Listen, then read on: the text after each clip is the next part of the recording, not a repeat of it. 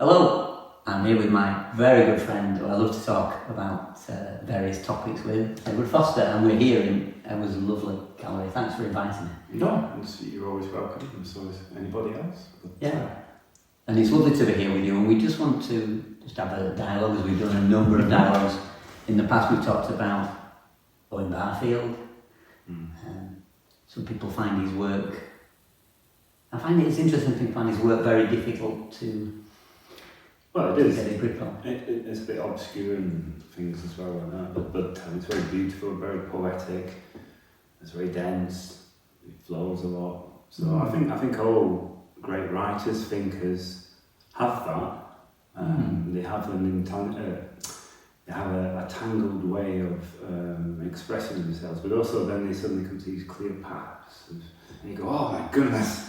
What a passage that is! How beautifully written!" And you think, "Gosh, I've read that whole paragraph. In fact, that whole chapter, go to that line, and I feel like, wow, now I understand so much." Yeah. So is that? I think that's what dialogues are as well, aren't they? Very much. Yeah, I always find when we've had a dialogue, I come away richer, and my perspective has changed and shifted. What was it Bertrand Russell said? I think he said, "I'll never die for one of my ideas because I might be wrong." I did hear a very smelly breath, didn't it? I hope People said that. No, we have a problem. You are sitting quiet. Anyway, do carry on. So yeah, we had a chat about Barfield, and I'll maybe bring Barfield back in shortly because he's very useful for this kind of discussion. And then we've talked about Ian McGilchrist's great work, The Master is Emissary, and his newer book, The Matter with Things. And then we talked about our love of William Blake. Yes, yeah, he's a genius, an inspiration, I think, to any creative person. In fact, I think he's an inspiration to anyone. And when I say a creative person, actually, we're all creative. So William Blake inspires if you let him inspire. I think that's the thing about someone like that, where they teeter over the edge, but the edge has been put there by us. So he hasn't teetered over an edge at all. And maybe, we were chatting earlier about stuff, weren't we? That's lovely. And we were talking about what we create, our reality and things. What did you Yeah, so I just said to Eddie before we just came on camera, I just said I'd read some Rumi, and Rumi said the Sufi, some say mysticism or mystical part of the Islam tradition, very rich. He wrote this really massive poem, which would take about a week to read if we started now, called the Masnavi. But there's in one of Rumi's poems, from one of the translations, it says, "Knowledge of the world is a kind of ignorance." Me and Eddie were just thinking about that, just when we put the cameras on. So knowledge of the world is a kind of ignorance. What does that mean then? I mean, can we just, pull Rumi's words apart very simply? Or is that too hard? Yeah, I mean, think about it, if you're watching this now, just think about it a minute. What does he mean by knowledge of the world is a kind of ignorance? I suppose we could say that we make a concepts of reality, which are our concepts of reality. They are models of reality, but they're not really what's happening or what's going on. So I think, coming back to Barfield, he has a lovely phrase called dashboard knowledge. I think he maybe said in the appearances, I forget, where he says we have this dashboard, but it is our invention. It's not really telling us what's happening.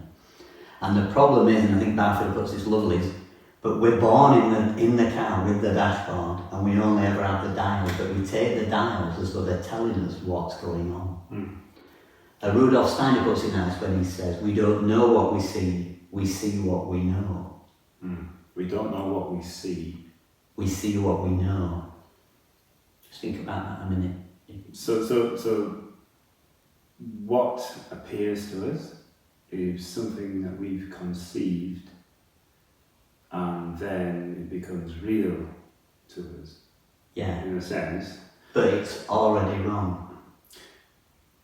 So it's already wrong because it's our invention of a concept. It's a model, a theory of reality.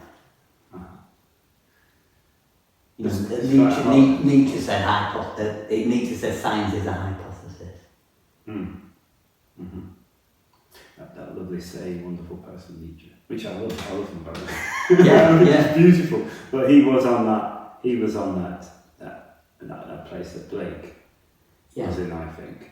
I think that you need those people to be in that place where we dare not tread or wander.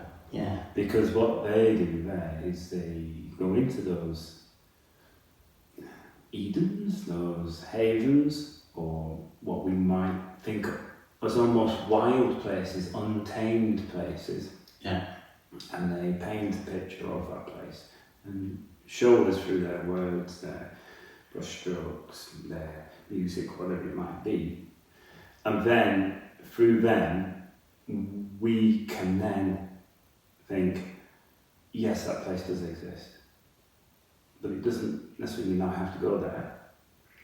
Am I brave enough to go there? And then what is there? Where is there? Is it, like you say, we create that reality. So do we blind ourselves or half blind ourselves so that real reality we do not fully see? Because we don't want to see, we don't want to engage with that, because it could create turmoil within ourselves. Mm-hmm. But what is turmoil? Yes. Is turmoil truth? Is it seeing with the all-seeing eye? Is it you know? Yeah. Is that not a reality then? In a sense. Yeah. No, I think everything you said is what's Blake says, the doors of perception. We're cleansed, and that's what really I suppose that rumi phrase when he says knowledge of the world is a kind of ignorance. So if we pushed it a little bit more, if you can stay with us, is this idea that we invent something outside of us called matter,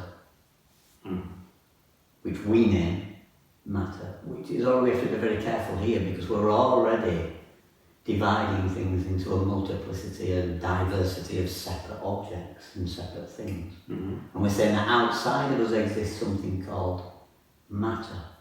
And then we build our model of reality on this thing that we invent called matter. So are you saying that we use our imagination? Or if yes. This is the right one? Well, yes. We use a type of imagination to set boundaries of what we perceive. We label these different elements of the various things that are there that we perceive. But by labeling something, then we reduce it down to a simple object, and we don't perhaps fully see it. So it is a restriction, isn't it? Yeah, so I don't look at you and go, I like your right eye idea, or I like your nose, That's a reductionist kind of way of thinking about it. Putting a graph paper over you and saying which bits I like, Mm-hmm. Some people might suggest that's a way of seeing that is very much dominant to the left hemisphere, but I think you're absolutely right. So I suppose we maybe limit certain things so we can deal with it, we can understand it, but that's limiting our understanding, isn't it? Strangely enough. By trying to understand something, we have to limit how we understand it to fully grasp it. There's some words for you.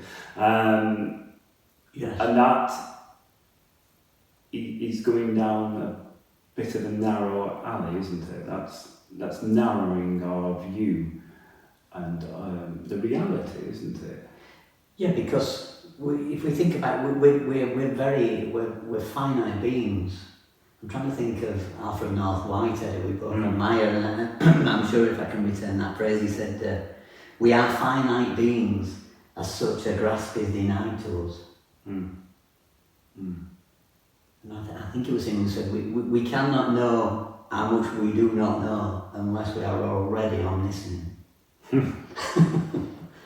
So, in a sense, that if we found out that we knew things exactly as we thought they were, yes, then that would be terrible, wouldn't it? In many ways. But that is a kind of reductionist way that we are quite content with, it seems, because we can deal with that.